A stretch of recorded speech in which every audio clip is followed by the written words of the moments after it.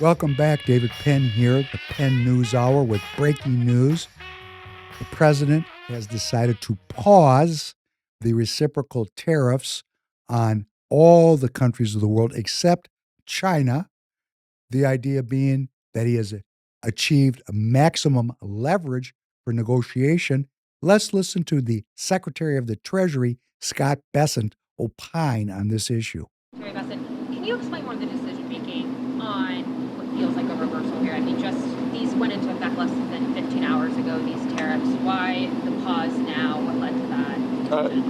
No. Again, President Trump created maximum negotiating leverage for himself, and which tariffs went into effect 15 hours ago. The ones that we have lowered went into effect a week ago. They were announced a week ago, and we have just been overwhelmed by the response from mostly our allies who want to come and negotiate in good faith. So, This is a very powerful moment in human history. President Trump was elected to end the post-World War II Democrat liberal order. Now, I don't know how many people who voted for him understand the philosophy thereof. They knew President Trump was a man cut from a different cloth. They knew he had bravery unparalleled, maybe since Jack Kennedy. And we know what happened to Jack Kennedy. And we certainly remember what happened to President Trump in Butler, Pennsylvania. President Trump, had he lost that election, would have gone to jail for the rest of his life. The man was all in on the United States of America. And love him or hate him, his bravery, his tenacity, his unbending will to keep moving forward is remarkable in the annals of human history, in my opinion. And when Secretary Bessent says that President Trump set up for himself maximum leverage and that countries have been calling from all around the world to make a deal, particularly our allies, he ain't a kid. And let me just share something with you I'm very aware of. And that is the country of Vietnam, because as those of you who follow the Professor Penn podcast on YouTube or Spotify or Rumble or Apple Podcasts, you know that Professor Penn has been in the tire business for many, many decades. As a participant in the tire business, I have been forced to import tires because over the course of my career, when I started in 1979, 100% of the tires used in the United States of America were built here. And today, only 25% of the passenger and light truck tires that go on the vehicles that are in your garage, only 25% are actually built in the United States. And the heavy truck tires, the one that go on the semis that bring the food to the grocery store, maybe 35 or 40% are built here. We are unable to tire up the fleet of vehicles that we depend on to go to work or to get the food to market. Think about what a crazy development that is, and President Trump is trying to change this. So I've gone all over the world. I'm going to tell you, to coin an old advertising song, baby, I've been everywhere. And one of the places I've been and done business is Vietnam. And Vietnam is a poor, poor, poor, poor country. Like if you're downtown, what they call Ho Chi Minh City, used to be called Saigon. Yeah, if you're in the core city, there's some nice new buildings there and there's some cars, but mostly it's bicycles and motorbikes the way China was 20 years ago. And if you drive just 15 miles from the center of that city, oh, you're in the 15th century. I'm talking about scenes of the countryside that have not changed in 1,000 years. That's right. It's a poor country.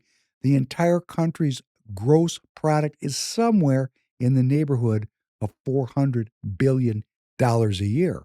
Put that on the scale with Texas,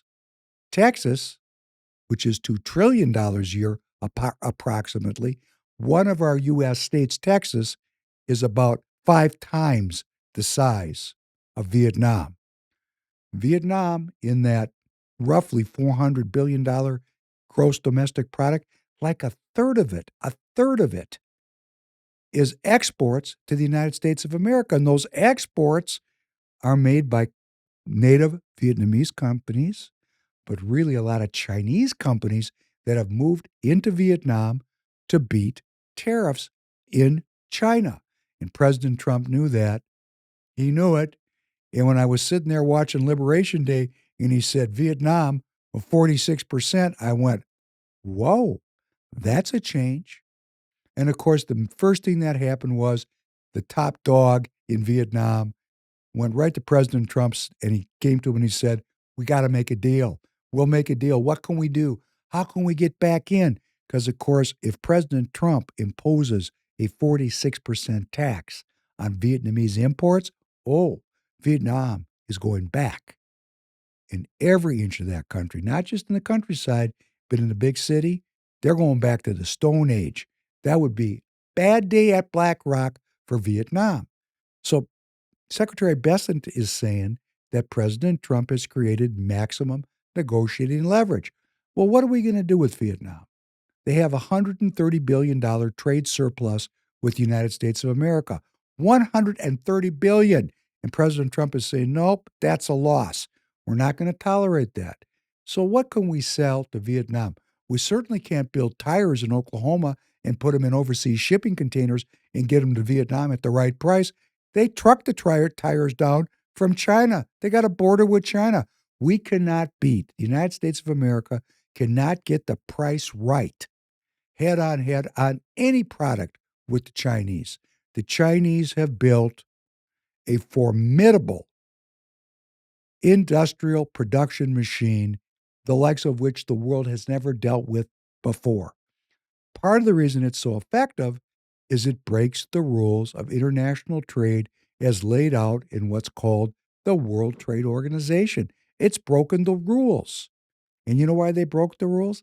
Because they didn't write the rules, and they're a great nation. And what they're saying to the world is, nope, we don't accept your stinking rules. We want our own rules. And President Trump said, really? How does 140% of tax feel to you? Maybe that'll bring you to the negotiating table. Well, that's to be determined. But for the Vietnamese, they don't have a super well-developed economy like China does. They're one slip away from falling back into the economic grave. So they want to cut a deal. Well, what can we do with them? If we sold them every drop of petroleum and liquid natural gas that they use as a country, that's only about $20 billion a year. Because most of the people are walking on foot or riding bicycles. They don't use a lot of petroleum. But 20 billion is 20 billion. Okay, good. You went from $130 billion surplus. Now you're down at 110.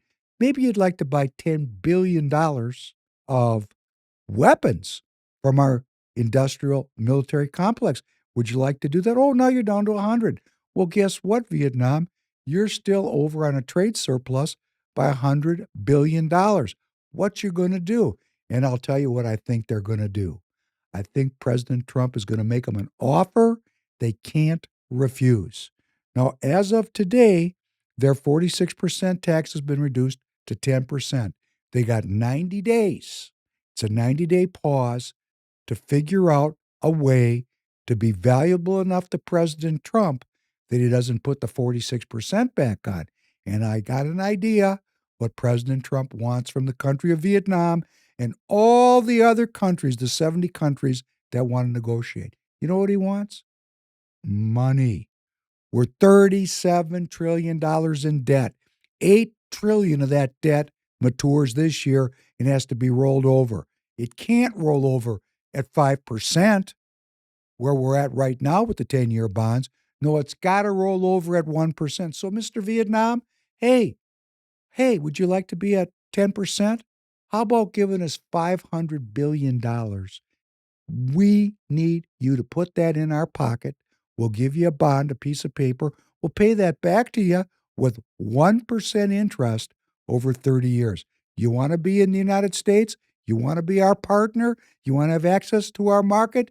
You must buy a membership, just like at Costco.